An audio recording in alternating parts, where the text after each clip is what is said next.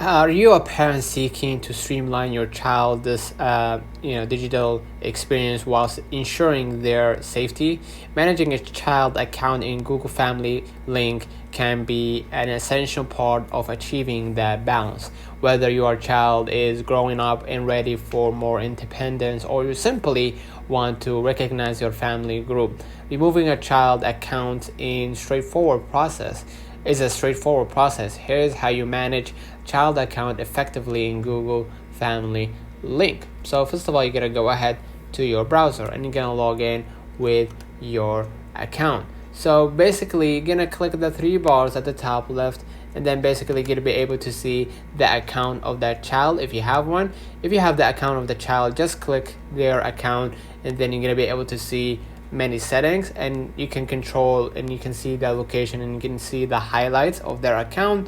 And if you're trying to do if all you're trying to do is change parents, then simply select add a parent to your family group. And then basically once you click on the control in the child section or child account section, you're going to see multiple options, and you're going to see account settings.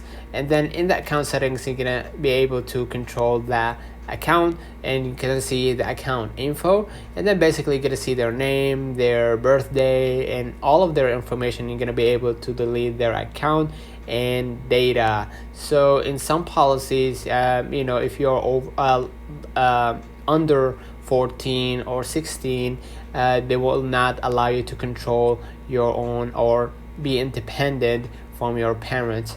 Parents have the full control over your account. All right, and you're gonna be able to, you can set up a supervision for children over 13 or the applicable age in your country.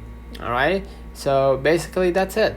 Let me know in the comments if this video helped you. Don't forget to like and subscribe, and thank you for watching.